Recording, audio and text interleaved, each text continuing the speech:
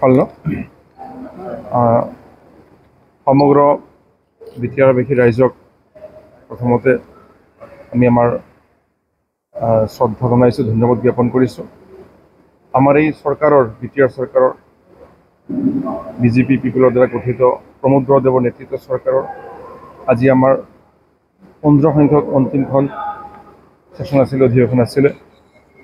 এই অধিৱেশনৰ জৰিয়তে মই পাৰ্লিয়ামেণ্টাৰী এফেয়াৰ্ছ CM হিচাপে আমাৰ এই 5 বছৰীয়া যি কাৰ্যকাল আমি সমাপ্ত কৰিলোঁ, সমাপ্ত কৰিবলৈ কৈ আছোঁ। আজিৰ অন্তিমখন বাজেট আমি সমাপন কৰিলোঁ।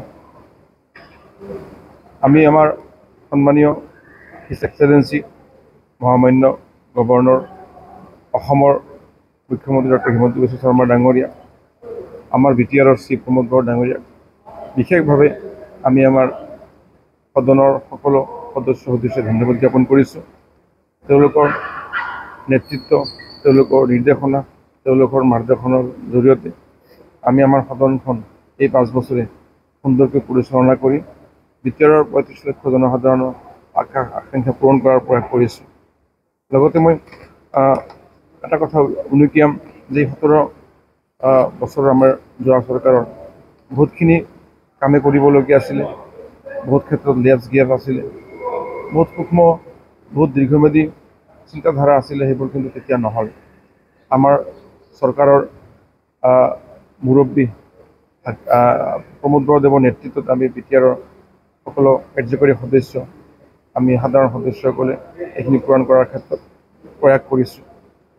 ৰাইজৰ যি দাবী, ৰাইজৰ যি সমস্যা, ৰাইজৰ যি আশা আকাংক্ষা, দীৰ্ঘদিনীয়া যিবোৰ বিষয় আছিল, সেইবোৰত আমি গুৰুত্ব প্ৰদান কৰাৰ কাৰণে যথাসম্ভৱ প্ৰয়াস কৰিছোঁ এই 5 বছৰৰ কাৰ্যকালত।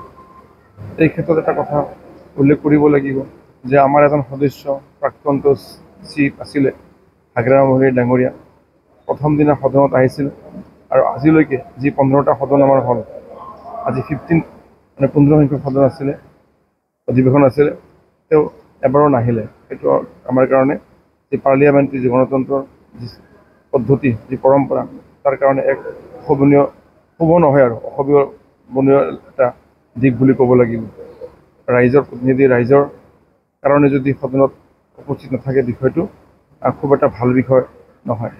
আমি প্ৰয়াস কৰিছিলোঁ শান্তি, সম্প্ৰীতি, সমতা, মৰ্যাদা, আত্মৰক্ষা, অৰ্থনৈতিক উন্নয়ন, সামাজিক উন্নয়ন, শৈক্ষিক উন্নয়ন আৰু কিছুমান মিছন মোডত আমাৰ ভালেখিনি পলিচি, ভালেখিনি আঁচনি আমাৰ ৰূপায়ণ হৈছে, সেয়া আপোনালোকে জানে।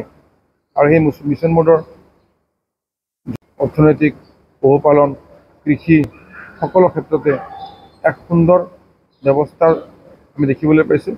আৰু এইসমূহৰ লগত জড়িত যিবোৰ আমাৰ জনসাধাৰণ আছে, এই বিষয়বোৰৰ লগত যিসকল জড়িত আছে, তেওঁলোকে সকাহ পাইছে আৰু নিজৰ ছ'চিঅ' ইকনমিক ডেভেলপমেণ্ট, লাইভলিহুড ডেভেলপমেণ্টৰ কাৰণে তেওঁলোকে ধুনীয়াকৈ আগবাঢ়ি আহিছে। এয়া আমাৰ দৃষ্টিগোচৰ হৈছে। মুঠতে আমি চেষ্টা কৰিছোঁ যোৱা 5 বছৰে যে সমগ্ৰ বিটিআৰবাসী ৰাইজৰ কাৰণে 26টা যি জনগোষ্ঠী, প্ৰতিটো জনগোষ্ঠীৰ কাৰণে আমাৰ চিফ মহোদয়ে সুন্দৰ এক প্ৰয়াস কৰিছে।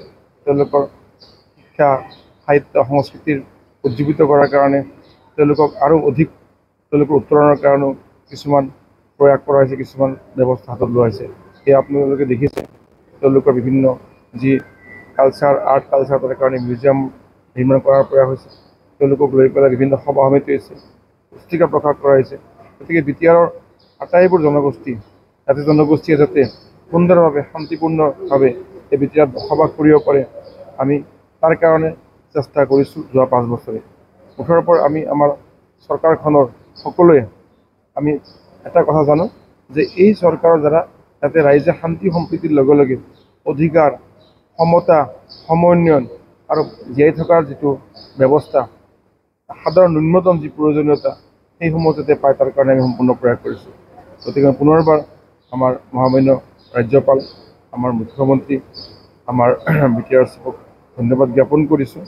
আমি আমাৰ এই প্ৰয়াস সদায় অব্যাহত ৰাখিম। ধন্যবাদ।